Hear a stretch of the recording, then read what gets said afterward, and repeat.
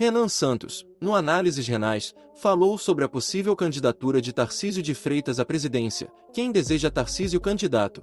Seria ele o nome para transformar o Brasil? Hoje ela ainda tem um papel. E qual o papel que a revista Veja tem? Ela demonstra as vontades, vamos dizer, de alguns dos seus acionistas de parte de uma determinada elite. Você não pode dissociar a revista Veja hoje de André Esteves, que é a principal liderança do mercado financeiro brasileiro. Não dá para dissociar a revista Veja de André Esteves, por razões óbvias, razões acionárias, né? Então, nem sei se ainda ele tá no comando, mas ele exerce ainda influência, como todo mundo sabe.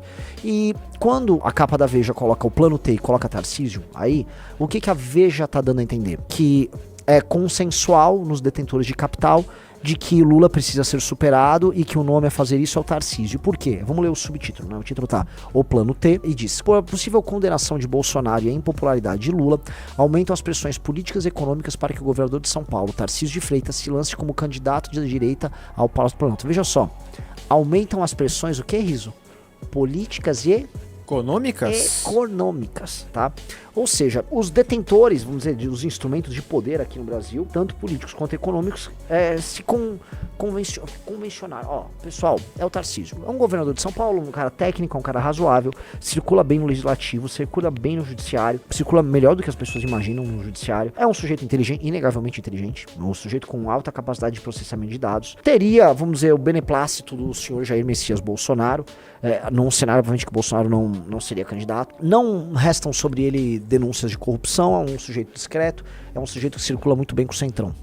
Então, sim, é um nome que esses caras veem como natural, e eles adorariam que a reeleição se resolvesse agora, tendo o Tarcísio como candidato. A verdade é isso. Os mercados, eles querem antecipar a informação Tarcísio candidato, porque tem gente tentando fazer preço. E eu preciso falar uma verdade, tá? A coisa de 2 semanas e meia atrás, os mercados já estavam precificando um consenso que houve entre algumas lideranças partidárias de Tarcísio candidato. E até teve influência na bolsa isso. Estou falando sério, Rafael Mendes Riso. Pra gente ver como certas notícias elas fazem preço. Por que essa subida da bolsa aconteceu? Vocês lembram que... Eu até comentei, vocês repararam que eu falei isso e logo em seguida veio a notícia de que o Jair Bolsonaro foi denunciado pelo Gonê? Lembra, Rafael Mendes Riso? Lembro.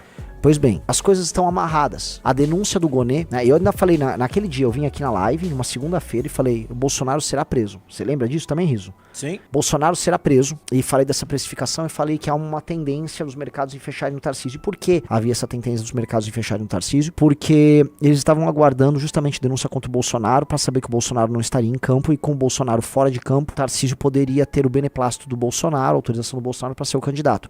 Porque, vamos dizer, os partidos, aí vamos colocar aqui, PP, União, republicanos, não fecham com o Eduardo. E tá muito claro que não fecham com o Eduardo, porque o Eduardo Bolsonaro, ele vai ser alvo de uma série de ataques agora do Alexandre de Moraes. O Alexandre de Moraes sabe, tá, e é sabido também por parte da elite do judiciário, que o Eduardo estava bastante ativo na intentona golpista no final do ano de 2022. Ele estava próximo, ele era, até pelas discussões do Mauro Cid, ele era um dos mais, junto com a Michelle inclusive, mais tarados ali pelo golpe. Então, não tem acordo ali. Tá? Aí você tá falando, Renan, tá querendo dizer que a próxima eleição é fruto de um acordão que envolve legislativo, judiciário e poder econômico? Amigo, você mora no Brasil.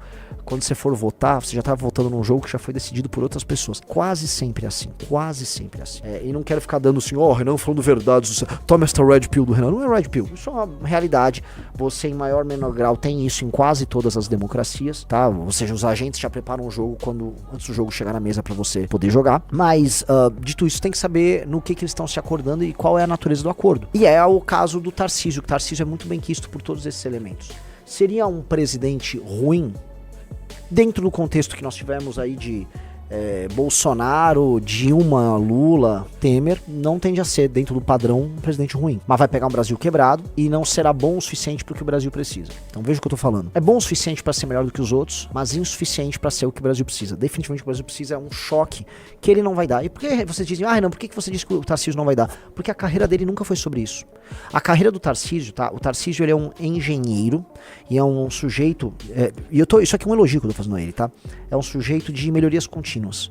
A lógica, a mente dele é a mente de um cara que trabalha com melhorias contínuas. Então, dentro da lógica de um cara que trabalha com essas melhorias contínuas, tudo que ele fez quando trabalhou no governo da Dilma, depois quando trabalhou no governo do Temer, depois quando trabalhou no governo do Bolsonaro, foi implementação de projetos que estavam parados. Ou seja, ele é um bom executor e é um bom cara para pegar coisas paradas e continuar. Mas ele não é uma pessoa, e é uma característica, normalmente um cara de engenharia, né, ele não é uma pessoa com uma grande imaginação. Ele não tem essa grande imaginação. Então, a forma como ele atua, ela está restrita a um framework, a uma forma de pensar, uma forma de agir já pré-determinada.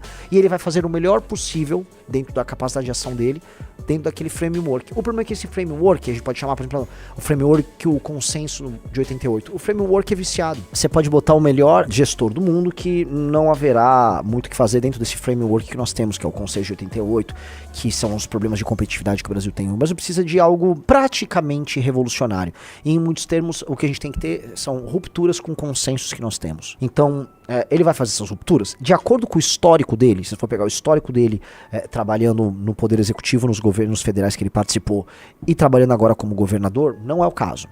Ele pega o que ele tem, ele melhora, ele organiza, ele evita loteamento, ele tem uma série de qualidades ali, entendeu?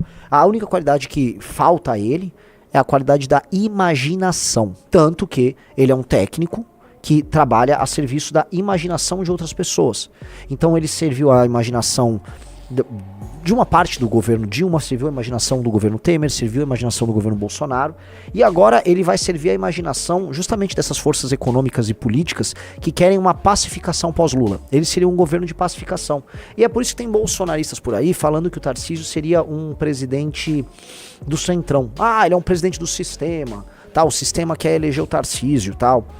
Eu entendo quem fala isso, entendeu? O que eu só quero lembrar é que todos os presidentes eleitos recentemente, todos eles tiveram o beneplácito em maior ou menor grau do sistema, e, verdade seja dita, o que menos teve isso foi o Bolsonaro.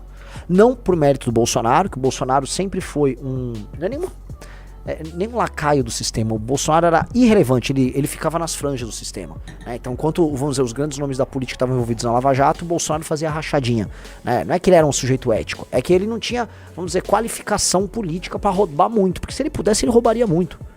O que ele fez foi roubar pouco. Foi a única diferença dele. Não é uma diferença qualitativa, ele não é de outra qualidade, é uma diferença quantitativa. Ele é menor, mais fraco, então roubava menos, mas roubava, né? Então, essa característica que a gente tem aí do Tarcísio, está, como eu disse para vocês, inserido nesse contexto dessa imaginação desses caras, mas a gente precisa fazer definições precisas antes que outros imponham mentiras. A primeira coisa é que o Tarcísio é um cara do centrão. Veja, o centrão quer o Tarcísio lá, mas o Tarcísio não exerce na atividade política dele a mentalidade patrimonialista óbvia do centrão. Não é o caso dele. Então, assim, eu tô falando aqui de um cara que vai ser adversário político nosso, tá? E tá ocorrendo na raia nossa. Se Deus quiser, nós vamos ter candidato a presidente da República na eleição de 2026. E, nós vamos concorrer com ele. E nosso candidato vai debater contra ele. E vamos ganhar o debate contra ele. E a gente sabe como e por quê. Por que a nossa proposta é melhor, né? Porque, antes de tudo, além da execução, que nós temos grandes executores também, nós temos a imaginação, a ideia e a coragem. Isso nos torna muito diferentes.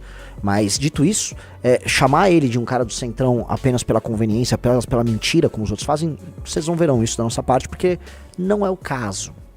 Não é o caso.